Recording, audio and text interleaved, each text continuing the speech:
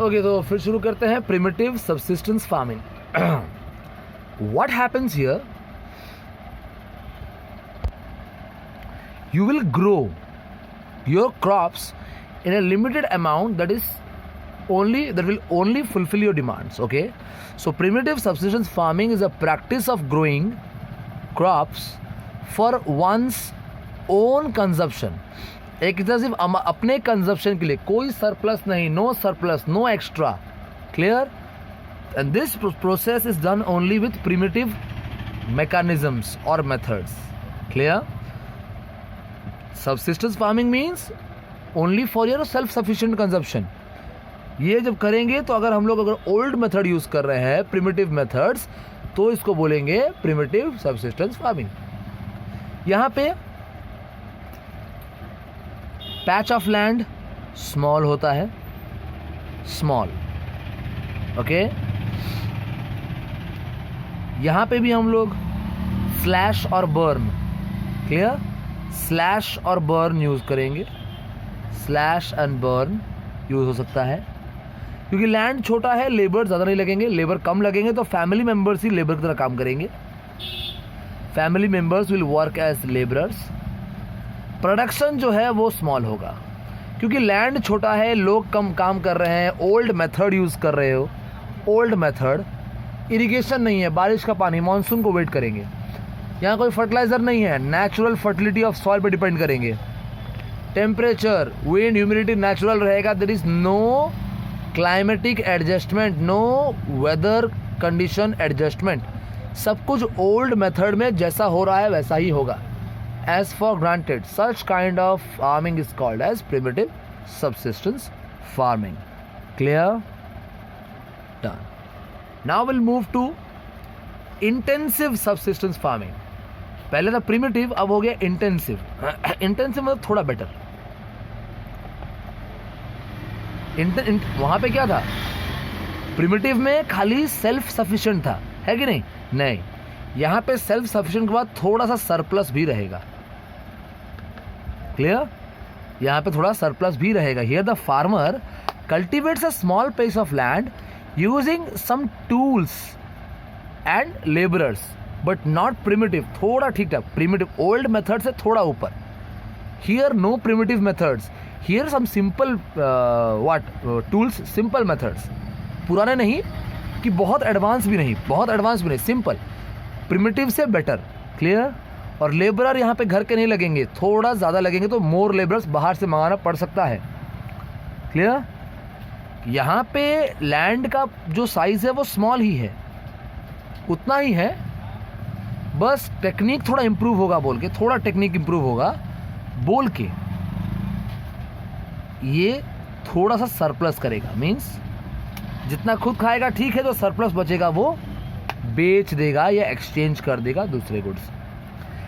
Primitive और subsistence में difference है. Primitive is totally depends upon the primitive mechanism, but intensive subsistence is quite newer or improved version of primitive. Production थोड़ा ज़्यादा होता है intensive में, प्रिमिटिव में थोड़ा कम होता है. क्लियर? लेबर्स बहुत कम लगते हैं तुम्हारे प्रिमिटिव में, इंटेंसिव में थोड़ा ज़्यादा लग सकते हैं. फर्टिलाइज़र, इरिगेशन प्रिमिटिव में नहीं होता, यहाँ पे होता है. तो somehow it is better than primitive farming or primitive subsistence farming. Clear? Okay. Done. खाता हूँ. तुम्हारा क्या था वो अभी? दो तरह पढ़ा था ना, एक कमर्शियल, दो सब्सिस्टेंस. सब्सिस्टेंस यहाँ पे finish. Now let's go to commercial. Commercial farming means the practising of growing crops at large scale. Commercial farming means growing crops at large scale, similar kind of crops at very large scale, whose main intention is for selling and earning profit. बेच के profit कमाए commercial में. Clear? तुम rice उगाए किसके लिए? तुम्हारा अगर खेत है, तुम राइस उगाए अपने लिए, थोड़ा ज़्यादा हुआ तो तुम बेच सकते हो, ठीक. लेकिन पंजाब तरफ वो सिर्फ राइस उगाते हैं बेचने के लिए, तो राइस हमारे लिए प्रिमिटिव सब्सिस्टेंस है, लेकिन पंजाब के लिए कमर्शियल है। समझो इस बात को। Clear? Getting me? Here large scale growth कैसा होगा? Everything is new, new technique, HYV seed, fertiliser, insecticide, pesticide, modern irrigation, modern equipments, scientific usages of things, ये सब आएगा। Clear? And mainly this large scale production or large scale products will go to market. Okay, so for this, if you want to get a success in commercial farming, you need proper market, you need proper communication, you need proper transportation, you need proper area, large area। यहाँ बहुत बड़ा area में grow होता है, acres and acres. काजू ये totally commercial है। किसी के पास एक खेत है, कम से कम 50-60 एकड़ का बड़ा खेत है, वो सिर्फ काजू के लिए। काजू और ढूंढोगे तो कोरापुट चले जाओ, बहुत काजू का खेत है वहाँ पे, बहुत। सो टोटली कमर्शियल, वहाँ पे कुछ अपने लिए नहीं बनाते। काजू कौन खाता है? दोपहर को लंच में काजू खाओगे? No, it is for commercial purpose. लोग उगाते हैं राइस अपने लिए, पैडी अपने लिए। समझ में आ रहा है? That is subsistence. इस समझो सब्सिस्टेंस क्या है और कमर्शियल क्या है। सब्सिस्टेंस में कौन क्या यूज़ कर रहा है तो क्या बोल रहे हो उसको, समझ में आ रहा है?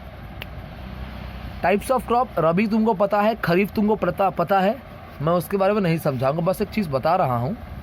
रबी कब से कब होता है तुम्हारा? रबी होता है अप्रैल टू जून।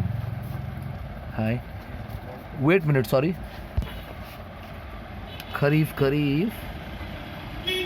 खरीफ कब शो करते हैं?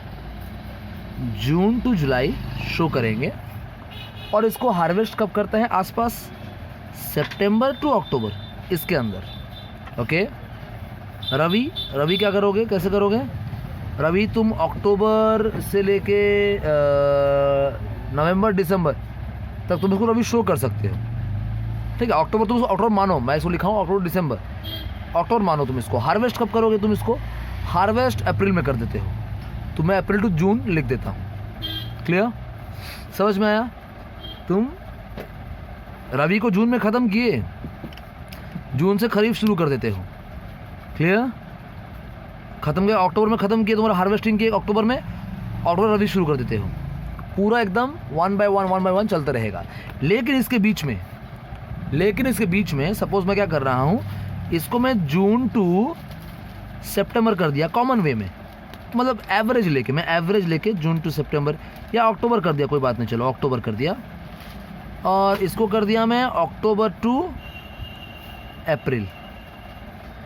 तो बीच में कुछ महीने बचते हैं ना, लाइक आधा अप्रैल, आधा मई और जून, मतलब अप्रैल मई और जून 3 महीने बचते हैं हमारे पास। फिर भी यहाँ पे मई का जिक्र नहीं है, आधा मतलब जून का जिक्र है और अप्रैल का जिक्र है। तो मैं बोल रहा हूँ तुम मान लो अप्रैल मई और जून आधा यहाँ पे है। और क्या, इस बीच में तीसरा एक क्रॉप भी है, रबी और खरीफ के बाद तीसरा भी एक क्रॉप है जो रबी और खरीफ के बीच में इन महीनों में ग्रो हो सकता है, उसको बोलते हैं जायद। क्या बोलेंगे भैया?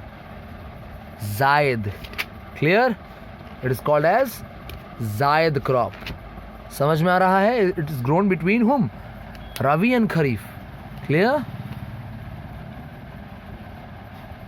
समझ में? क्यूक्यूम्बर, वाटरमेलन, मस्क मेलन, ये सब होता है यहाँ पे। क्लियर? समझ में आ रहा है? तो नोट्स भेजूंगा यहाँ तक का, पढ़ के ख़त्म करना। और आगे जो भी नोट्स है मेरे पास, उसका मैं कोई वीडियो नहीं बनाने वाला। वहाँ पे क्या दिया है? मेजर क्रॉप, राइस के बारे में। ये नोट्स देखो, लीडिंग प्रोड्यूसर कौन है, कितना टेम्परेचर चाहिए, कितना ह्यूमिडिटी चाहिए, कितना बारिश चाहिए, कैसा सॉइल चाहिए, ऐसा है। तो मैं पढ़ाने नहीं वाला, ये सिर्फ मैं नोट्स दूंगा, तो नोट्स को पढ़ना है। कहीं पे प्रॉब्लम हुआ है, 1-2 जगह पे शायद नया चीज़ हो सकता है कुछ, वो मैं हेल्प करूँगा। मैं डेली 2 to 3 पेजेस नोट्स दूंगा, तुम्हें ख़त्म करना है। क्लियर? सो आज के लिए इतना ही। Read this part, if you face any doubt please tell me. Okay, have a good day.